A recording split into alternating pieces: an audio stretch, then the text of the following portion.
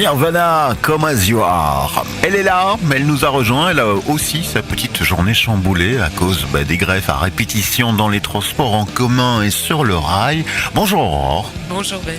Ça se passe bien dans ta vie malgré tout? Mais oui, tout à fait. Mais oui, elle est en forme et on lui cède la place pour une nouvelle édition du Pense-Bête.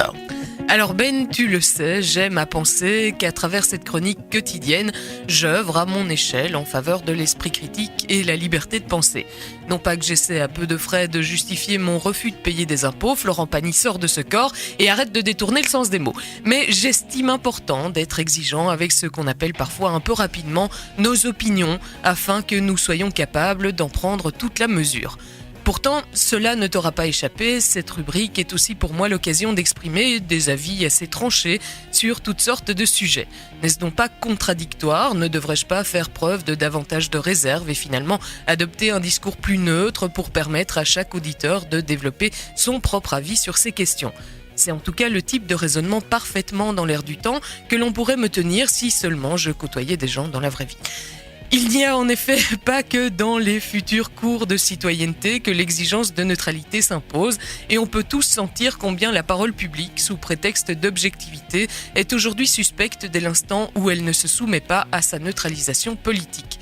Comme si le langage lui-même, mais aussi bien sûr ses conditions d'énonciation comme de réception, le choix de son vocabulaire, etc., n'étaient pas d'emblée politiques. Comme si encore ce lissage des discours publics n'avait aucune incidence sur la radicalisation des opinions au privé. Bref, toujours est-il que la question n'en reste pas moins intéressante. Peut-on prétendre encourager la liberté de penser? Encore une fois, Florent Pagny dégage, tu n'as rien à faire ici, tout en exprimant ses propres opinions. N'est-ce pas là un abus manifeste destiné à influencer plus qu'à libérer? On peut bien sûr y voir un simple exemple destiné à éveiller des vocations, mais soyons honnêtes, tout le monde ne dispose pas d'un média. Quoique, Internet est ici ton ami, profites-en. Mais surtout, et plus encore, on ne peut prétendre développer ses capacités critiques et réflexives en ne se confrontant jamais à aucune opinion. Contrairement à ce que l'on aimerait parfois croire, aucune pensée ne naît spontanément du vide, aucune réflexion ne peut faire l'économie de la confrontation avec celle des autres, aucune conviction ne puise sa force dans le relativisme et le droit mou de chacun à penser ce qu'il veut. Bien sûr, certaines expressions médiatiques peuvent s'apparenter à de la manipulation, et c'est le cas justement lorsque l'on contourne l'argumentation pour lui préférer les clichés et l'émotion. Et le meilleur moyen de repérer ce genre de choses, c'est d'avoir été rompu au débat d'idées. Ainsi, lorsque j'exprime ici mes opinions, qui n'engagent, il est vrai, que moi, j'espère sincèrement éveiller le goût du débat et de la réflexion bien plus qu'un suivisme béat dont je ne saurais que faire, car la société a besoin d'esprits libres et capables d'exercer leur liberté bien plus que toute autre chose. N'ayons donc pas peur des idées, car la seule contagion qu'elles propagent, c'est l'exigence. Bien. Motivé aujourd'hui Aurore, merci pour cette nouvelle ouverture à la réflexion. On l'a compris aussi, tu n'aimes pas beaucoup Florent Pagny. Bon, c'est comme ça, tu es censé pouvoir le côtoyer de temps en temps sur antenne malgré tout.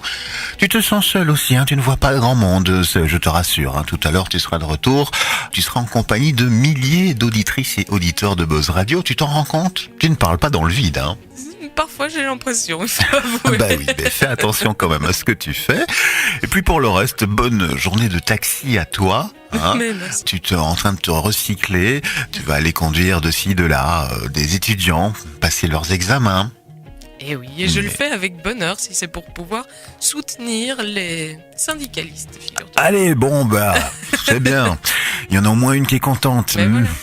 Est-ce que tu seras là à l'heure tout à l'heure, entre 16h et 18h? Mais oui. Mais oui, elle aura trouvé son chemin dans les petites routes campagnardes.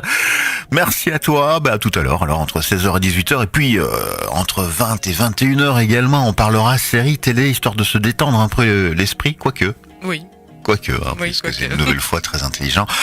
On vous donnera pas le programme télé, en gros. Bon, Fatboy Slim, Praise You, ou bien encore Stuck in the Sun Miracle, une superbe nouveauté qu'on vous prépare pour les minutes qui viennent sur Buzz Radio.